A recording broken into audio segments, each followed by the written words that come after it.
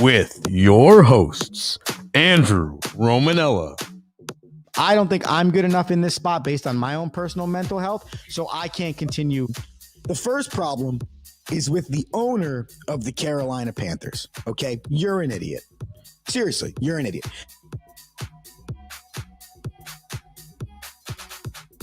What's going on, everybody? Welcome into another edition of The Rome Show here on 12ouncesports.com and Dingo TV channel 217. I am your host, Andrew Romanella. We got you for the next 30 minutes and change. It's a Tuesday, ladies and gentlemen. What does that mean? That means we get a little bit of hockey with Rocky. That's right.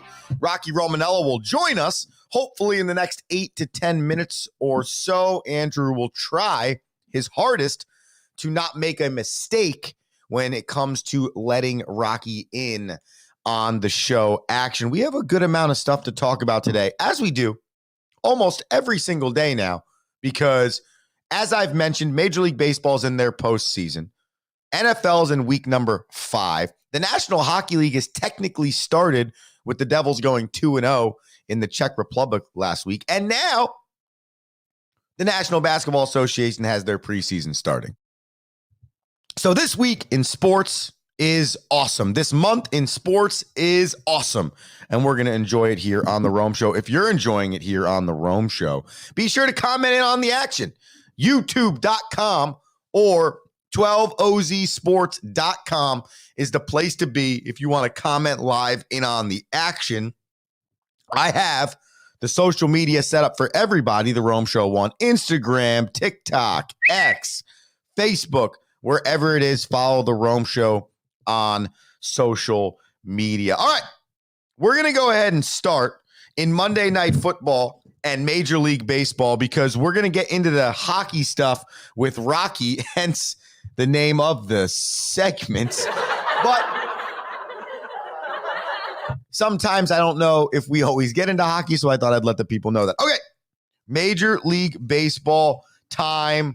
Here we go. So yesterday we had 2 games in Major League Baseball, both in the Atlantic League. Now, I don't know if you've noticed how baseball has done it, but on the first night of the second round of the postseason, baseball played all 4 series, 2 on the National League side, 2 on the American League side. After that, the National League played the back-to-back in terms of the first 2 nights of the second round of the postseason, and then they got their off night. And the American League played the first night of the second round of the postseason. They got an off night, and then they come back for their second game, then another off night so they can travel to Kansas City, okay? I kind of like that baseball did this. It gives you a chance to watch both series thoroughly, not run into as many issues, and fully dive into the baseball, okay? So last night, we had the combination of Royals at Yankees and Dodgers at, why am I drawing a blank? I said Dodgers. And I just drew a blank. And the Tigers at the Guardians. You ever done that before where like you're locked, locked, and then something on the screen changes and it just throws you off? I was on Tuesday, October 8th, and I was expecting to click Tuesday, October 9th as I go through my little schedule thing here. And I clicked Monday or Saturday, October 5th. And you could see where that just scattered my brain at 7:05 in the morning. So you had Tigers and Indians, Royals and Yankees to stop myself and give you some good content. Here's how the Tigers and Indians' 9th inning looked to help the Tigers get a 3-0 victory. His knack with runners in scoring position for the season. As you see, this was a no-doubter. Tigers trying to get one on the road before they return to Detroit. Runner goes, pitch is swung on, a high fly ball to right field.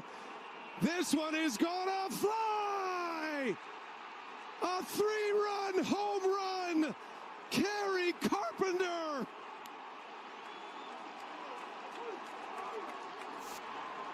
The Tigers up 3-0 as Carpenter, an emphatic, towering fly ball home run into the bleachers in right field. What a moment. Middle. Talked about his power, his knack with runners in scoring position for the season. As you see, this was a no-doubter.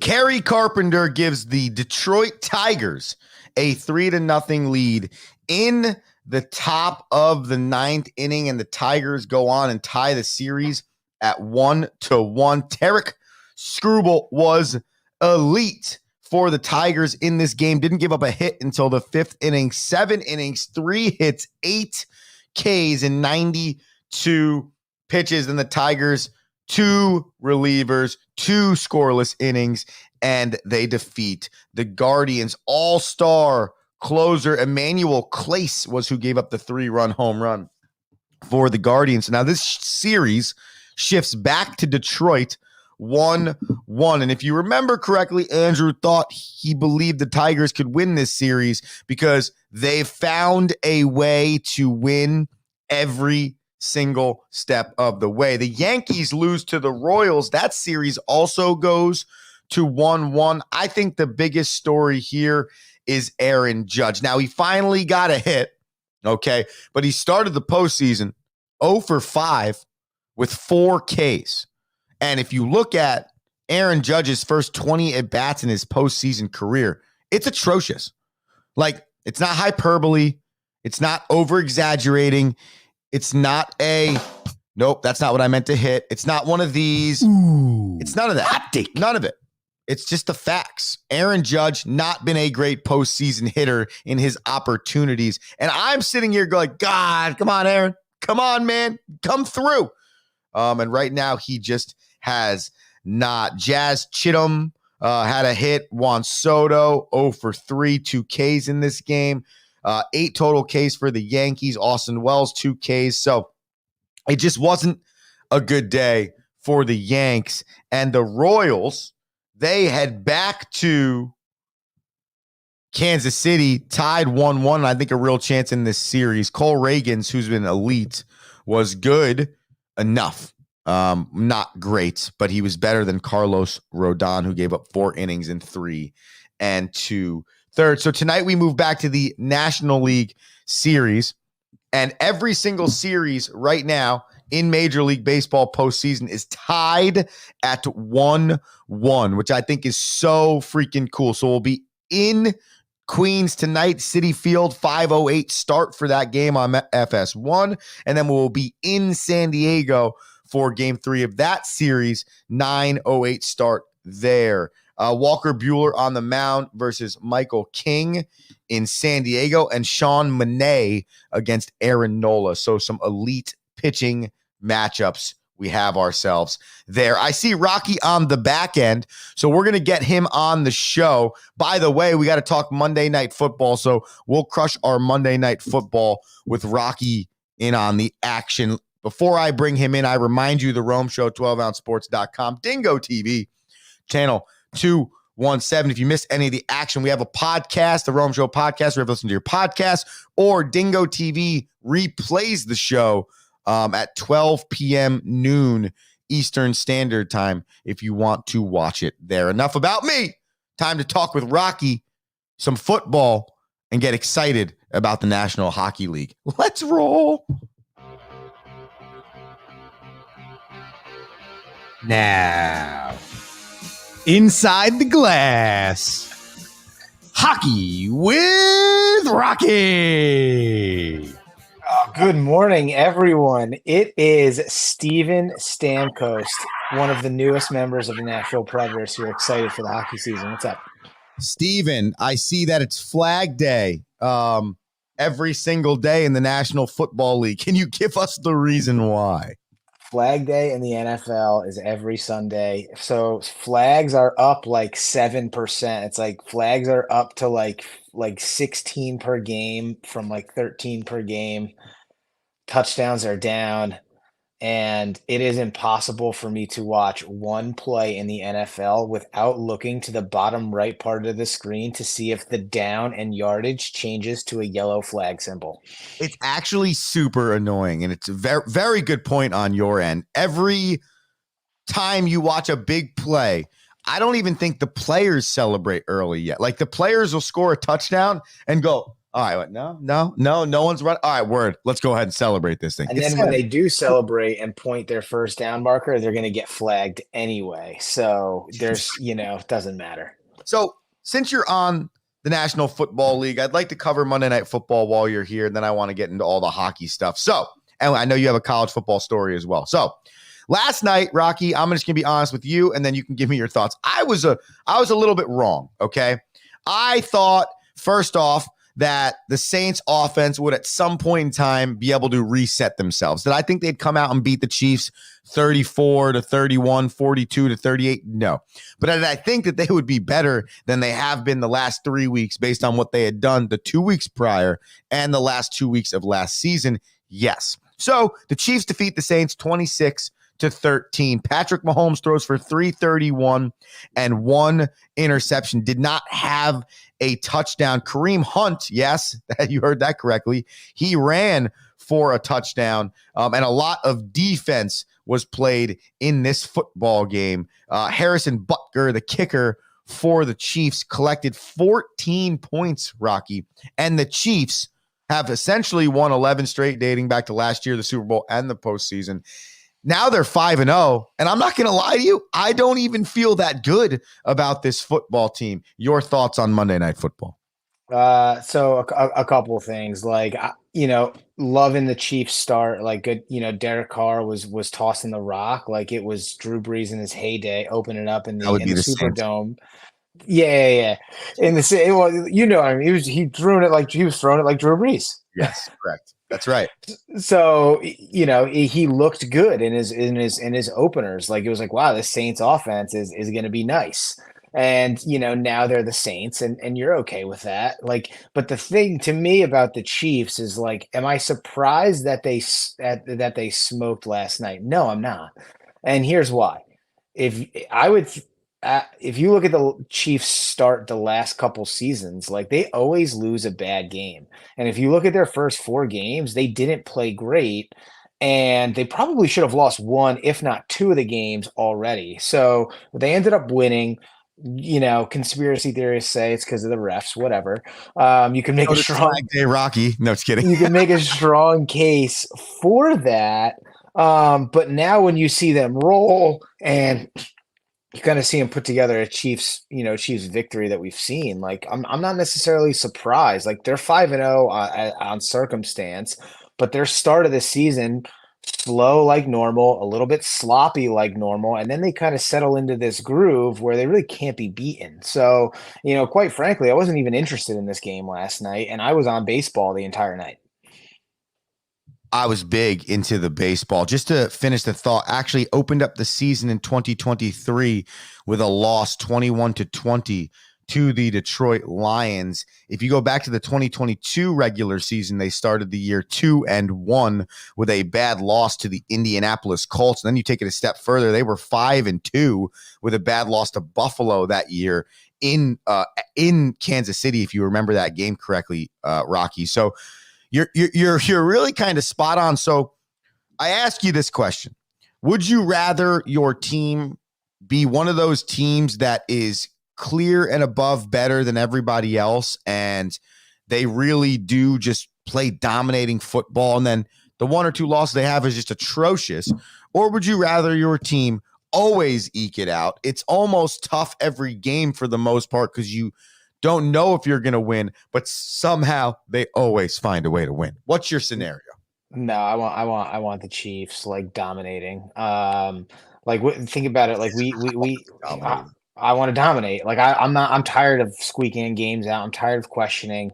I'm tired of, listen, I've got 10 to 12 years of bad Giants football to tell you that I'm done with like tight games and like, bad performances.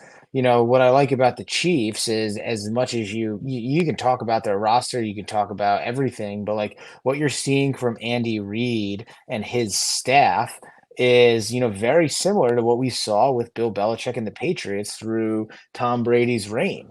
And like that is, in some cases, it's not surprising in a way. Like that is the modern football era, like you've got a team that figures it out from a, GM all the way down to on the field product.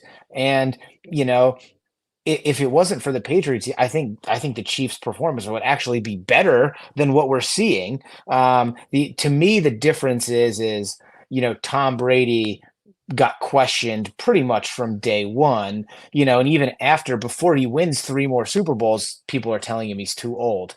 You have not seen anything of the sort with Patrick Mahomes. He is still in his prime. No one's questioning his ability. And if they are, they're looking at everyone else on the field before they're looking at Mahomes. That's probably the only difference. But I mean, 5-6 years in, you're kind of looking at like the Patriots reincarnated. Yeah, that's a really good point. It's Hockey with Rocky. It's a Tuesday. Andrew Romanella, Rocky Romanella times 2, it looks like, here with us today on this Tuesday. All right, Rock, you had a college football story that you really, really love that you wanted to talk about. So let's go college football story, and then let's go National Hockey League. The Vanderbilt, what's Vanderbilt's name? The Commodores? The Commodores. So the Commodores beat Alabama in a dramatic fashion in Hockey with Rockies. And they subsequently, the fans tear down the goalpost, march it down Broadway 3 miles from stadium, and dump it in the Cumberland River. The video is fantastic. It is just so indicative of pure classic sports joy. And the fact that there was a police escort, they walked through the streets of downtown. There were cars on the street. Not one car got vandalized. Everything was pure celebration.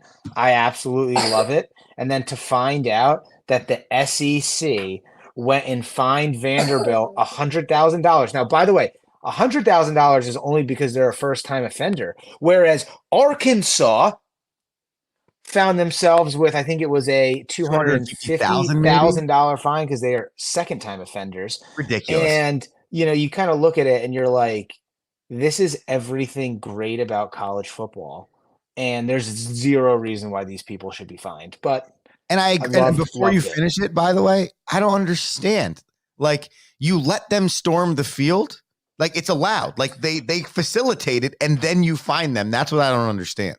I think it goes actually, and you've talked about this before, but typically it's during basketball season. But I think the rules stem from the basketball storming of the courts, where they've put the responsibility on the security of the home team, which is why they're getting fines. Now, the cool thing I found is that the Nashville Fire Department pulled the goalpost out of the river. They're chopping it up, and they are selling it as donated pieces to fans in order to pay the fine. It's genius. Which is great too. And they'll make more money back, but great victory for Vanderbilt. If you have a chance, I thought about popping the video on here with us, but what I'll do is I'll retweet it. I actually think I already did. The Rome Show 1 Instagram. I think I may have reposted it on Instagram stories, and I think I might have re-X'd it, as we call it now. But either way, check it out if you haven't seen it. I'll X you. Yeah, X me. All right. Rockies, I need to throw this up on the screen really quickly before we go into hockey. Check out this comment we got 5 minutes ago. NFL equals numerous flags league from our friends over 12 OZ, dude. Do your 12 OZ curls. They know. They're paying attention. That's so And if funny. you listen to Al Michaels on Thursday night in Kirk Herbstreit, you'll hear a very, very public complaint about the refereeing in the NHL. Or NFL, excuse me. We keep telling people, Rocky, they got to go over to the YouTube because then they can comment on live. And if you see all of the people watching right now, when you comment live, we can throw it up on the screen and we can have a real conversation about the sports. Let's have a real conversation about hockey because it's Hockey with Rocky every Tuesday here, the Rome Show 12-ounce sports. The New Jersey Devils. That's right. The New Jersey Devils start the season 2. And Rocky, a 4-1 victory in the Czech, a 3-1 victory in the Czech, and they have a really nice start to the season in a time for this Devils franchise where it's either put up or we have to go through another retooling time again, and I don't know if any fan wants to see that. Yeah, and we've talked a little bit about the Devils already, and I told you that they were kind of like the pick of people to pay attention to in the Metropolitan Division. And, they certainly showed up. And I think more importantly than the 4-1 victory on day one on Friday is that on Saturday, they were down 1-0 and essentially had to come back and win that game. And so, in two stances, like in two ways, you can look at it as a dominating performance, and then you look at it as like a bit of a come from behind, a little bit of a day two, kind of a prove it victory. So good start for the Devils. If I'm a Sabres fan, I wouldn't worry too much about it. Typically the Sabres get off to a quick start, but only scoring 1 goal is probably the thing that I'm more paying attention to than the loss overall.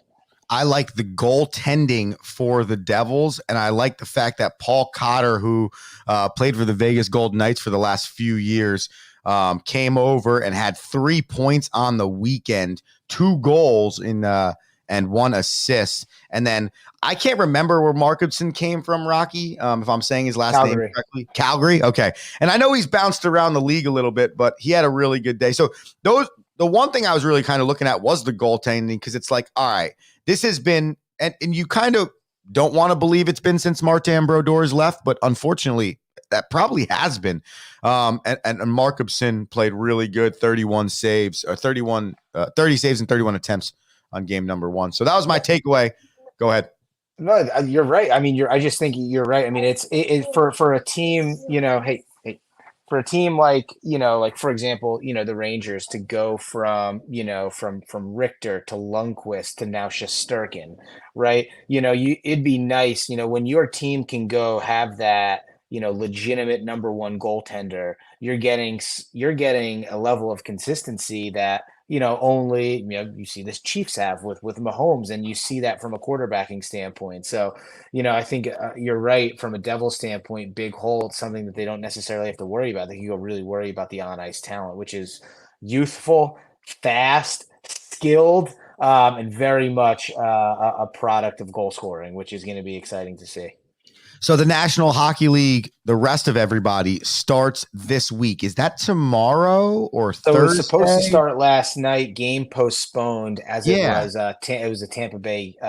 So Tampa Bay the weather, postponed, right? obviously, because of the hurricane. So you've got a triple header tonight. Okay. You've got the St. Louis Blues and Seattle Kraken in a 4:30 Eastern matchup, which I don't understand, because that would be 3:30 in St. Louis and it's 1:30 in Seattle, and it's a Tuesday. So I don't know how that's working. But are they trying to do the baseball thing, Rock? I don't know. It's not necessarily a holiday today, so I don't quite understand. Okay. I would have put that game on the West Coast game, but because how you've got. Like Major League Baseball starts in the daytime, and like it used to be a big thing where you'd like miss your first day of work and you'd go to the opening day of baseball. Well, there was a period in time where baseball only was played during the day, so that's more of a ode to baseball being the American pastime. I don't know what this is. Anyways, you got the Bruins and Panthers. You got the Bruins and Panthers at 7 p.m. Obviously, a kind of a more recent rivalry, as the Panthers have now eliminated a very good, high-flying Boston Bruins team the last 2 years from the playoffs. 2 years ago, coming from behind from 3-0, and then last year, on their way to winning the Stanley Cup. Jeremy Swayman, goaltender for the Bruins. The contract dispute is over. He signs for $66 million. Is said to be in goal tonight. So that'll be an exciting storyline. And then the 10 p.m.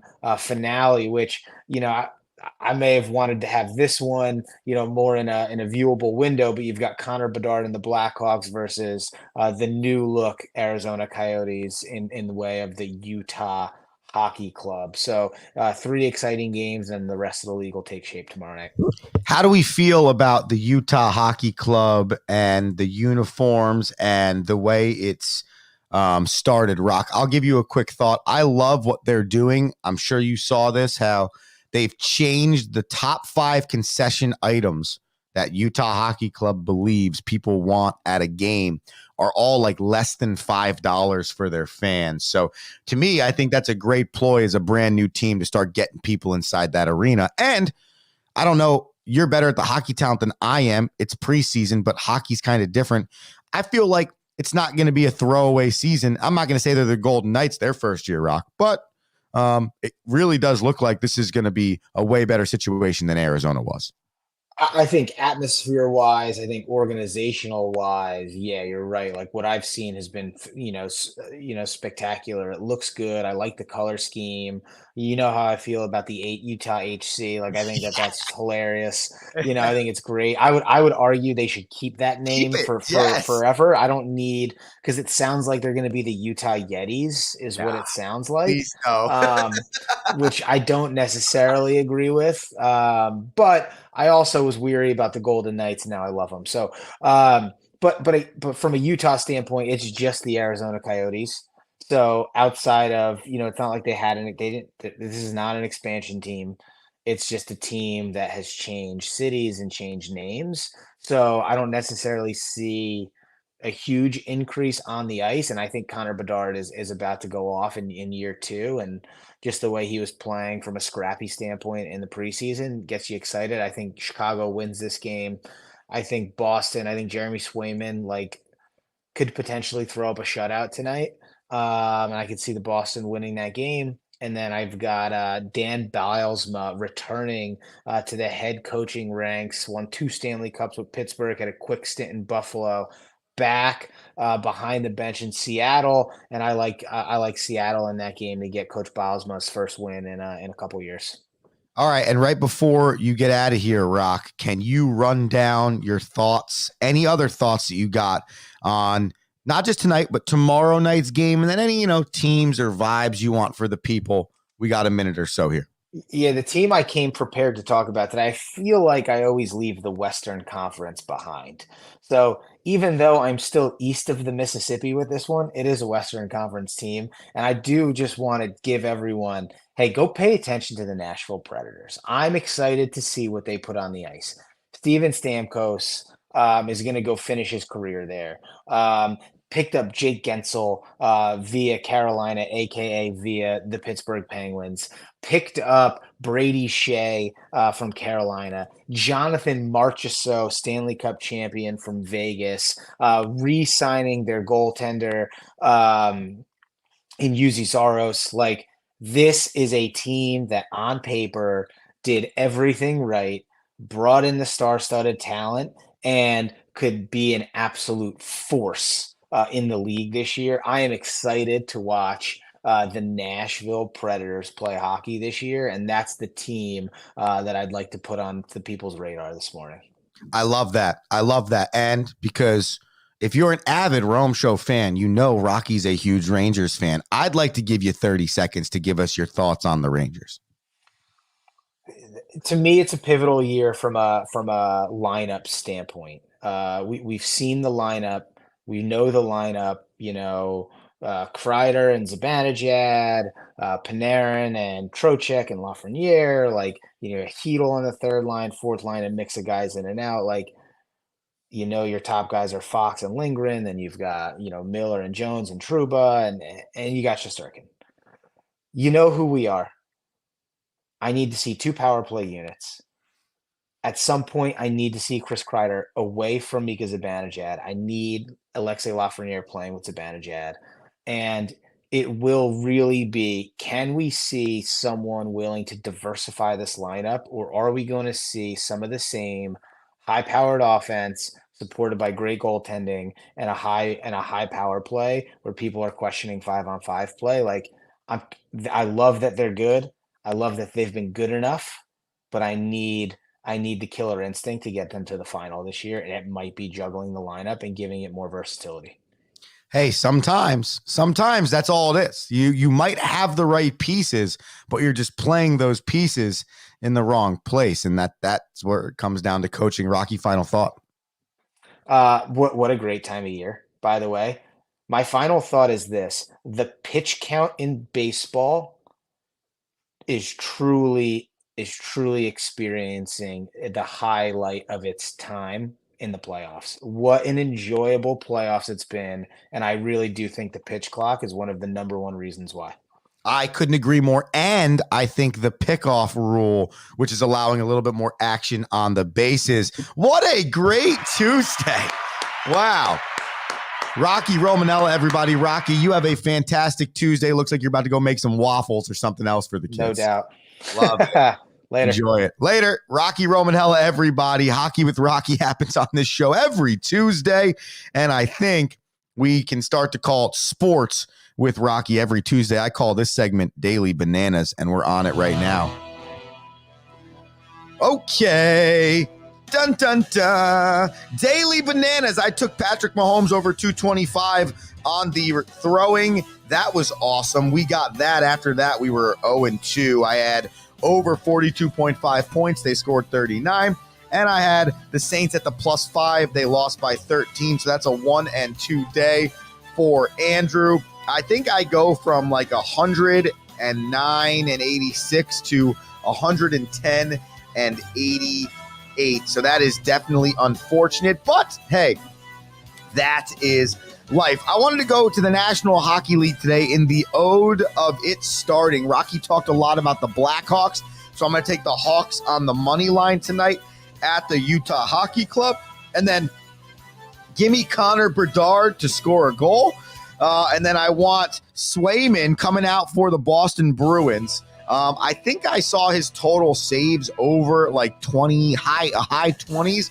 I'm going to confirm that. But give me Swayman on the saves for the Boston Bruins. And then, you know what? I think the Padres are going to beat the Dodgers, so I'll take the Padres in baseball on the money line. And ladies and gentlemen, those are my Daily Bananas. And this has been The Rome Show, 12ouncesports.com, Dingo TV, channel 217. I will be back every day, like I always am, 7 a.m. Follow the social media, The Rome Show 1. And this is Andrew Romanella saying, be electric today. Peace! Thank you for listening.